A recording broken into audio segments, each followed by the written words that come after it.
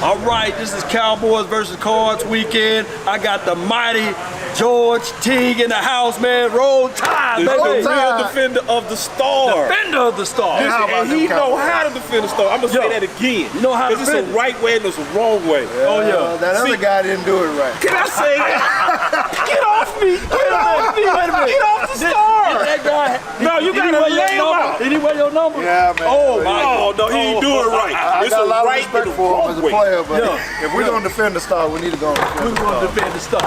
And you know, I like the way Emmett did it, too. He came there with that helmet and said, yeah. Angry. Domino. No, I think I like how Teague did it. But Teague, yeah. Teague made a hit. Yeah. And that's what we gonna do tomorrow. He ain't going there and start no more, did he? No, he didn't.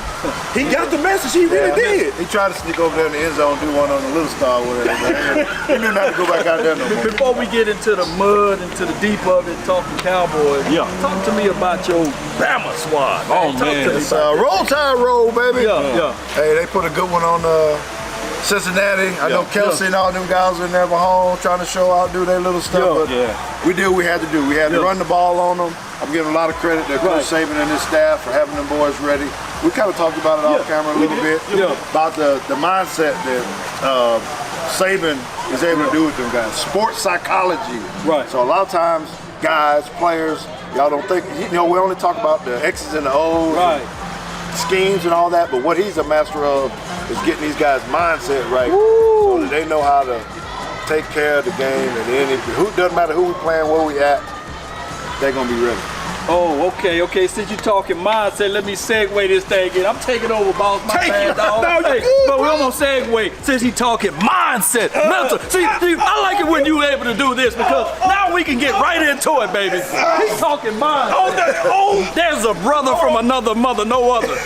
Don't look like Danny Glover, but his name is Trevon Diggs. Talk to me about the mindset that you got a chance to work with him. See, I'm crunk, baby. I'm with a legend right here, baby. I'm crunk with it. I had a little bit of time to spend with the Cowboys doing the OTAs. One of the things I saw about my man Diggs was he had that mindset we talked about. So he was actually got beat a couple times in practice or whatnot. I went over to him and started trying to speak to him because I could tell his mind was not in the right spot.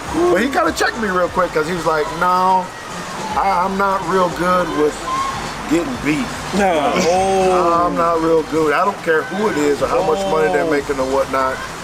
My standards are better than that. And I knew at that point that, hey man, this guy got a chance to be able to do something great. And we're seeing that now, right? Now he does stuff better than anybody else, playing the ball. His technique ain't all the way. It ain't as good. See, that's measured Kool-Aid. That's keeping it all the way. It ain't as good as it can be. It can be, right. He ain't even. And secondary people see that. Like, just to be honest, it's some technical things that eyes and discipline, little stuff. It's not a lot of big stuff, but it's the little stuff. And sometimes a little bit of loafing too, if we just being all the way honest, every now and then. But it's just when that ball in there, he make that play. Tracking the ball down, he does it better than anybody else. But that's probably why he was playing wide receiver before he moved over. I don't know why he didn't have the success with wide receivers. But I can tell you, he can track that ball, but he's going to have to get better at the line of scrimmage. Oh, okay, talking about, redirect and jamming at the end. All the press technique stuff, he got to get better at. Press just may not be his cup of tea. I think you do. I think he impressed though, but it just may not be his strong. Maybe all right. Is it second year? That's true. It may not be his cup of tea, but I think if you really want to stay elite, if you want to be Deion Sanders and those guys, you got to know how to play off, and you got to be on. So you just got to add to your arsenal a little bit, so that he doesn't necessarily have to fall into that trail technique. The best thing about Deion Sanders when I played with him was he could use his weakness as a strength. Deion had a weakness. He tried that. He could use his weakness as a strength, and he could use that to bait people. Okay, yeah. So if he wanted to fall into a trail, he used to tell me all the time, Teague, you cover this no matter what. It ain't gonna look like I got the guy. I just need you to help me on this part or this route. And so he would intentionally bait those dudes to throw a certain ball so he can go kick it. Hey, this is so important for me to say this today because you played safety. And one of the things that we've been looking at for this team for a long time is safety play. And we got 3 guys Donovan Wilson, Malik Hooker, DeMonte KZ. How important it is for that safety to be in that relationship with that DB as relates to, like you just said, what Deion said. How long does that chemistry build? How long does it take for that chemistry to develop? Because some plays, I look at it in Pro Football Focus and all of the people that say that Trevon Diggs give up a lot of yards, but I'm looking at the safety over the top. He's late, or he's not in phase, or he's not in position to actually help out the young DB. How much does that safety communication work with the DB? No, it's critical. But I'm glad you put that in there because it's one of the biggest factors, really. Maybe you need an off season or something like that to really try to talk through what that's going to look like. But that was the first thing Deion did when I came. The very first meeting was on a whiteboard with a little dry erase thing. I need you here, not here. I need you here, not here. And Coach Sam said, Teague, don't you do that. He's going to be setting you up. And Prime erased it and did it again. I need you here, not here, right in front of Coach. Well, that created a bond instantly. What a story. Right, but it's good talk. And that led into me on how I played with Deion Sanders and Darren Woodson and Kevin Smith and those guys. So they knew where I was going to be. Right. And I could take control sometimes and say, Deion, this ain't the time, boss. Not this place, right? Because I tried to be the quarterback. Your safety, those safeties that you're talking about, they have to be the quarterbacks of the defense. I'm going to say, Trevon, I know you want to go jump this part or whatever. Let's do this together. You know what I'm saying? You can only get this out of Cowboy Experience. I'm gonna tell you this right now. Like that? Like, cause that type of inside information of the story of Deion Sanders on the whiteboard, you're not gonna hear anywhere else.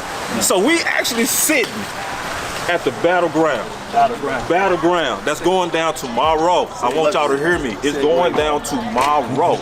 Okay? I want to ask you, Mr. Teague, because I'm drinking the Kool-Aid. I'm gonna be honest. Can I be all the way honest, Law? Can I be all the way honest? I'm drinking the Kool-Aid. But is tomorrow really the deciding factor, or to say that we are who we think we are? That's for Mr. T. The defining moment. I don't know if he was reading my mind or whatnot, but I think this is the game that's really going to tell. Because I'm the same way. I'm Cowboy through and through, right? But I need to see one more game of consistency from the offensive side of the ball. Defense has been balling it and doing it. We just had a good one with the offense this past week against the Washington football team.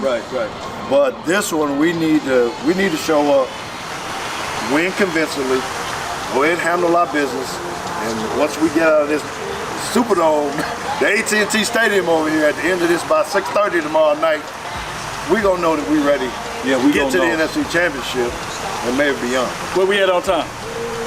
8:59. 8:59. Okay, we can start putting in the final word. And then we can do this. If y'all want to, we can go inside and just have a seat and be more comfortable. Keep shooting. Okay, you keep shooting while we walk. Come on, I got you. Hey, I got this. Keep it real. Yeah, just get a little bit more comfortable. I got y'all. Hey, because we just want to give walk y'all, slow. we just want to give y'all a beautiful view of what's going on with Cowboy Experience real quick, as well as obviously, show y'all the battleground. Because some of this stuff you're not gonna see unless you're in Dallas, Texas. So to be with Mr. Teague at Cowboy Experience, to be rocking with my boy Law, nothing but the best. Hey, but you gonna only be able to do this if you come to Cowboy Experience. That's what it is. Yes, indeed. So it is what it is, baby. What it is. You need to be here.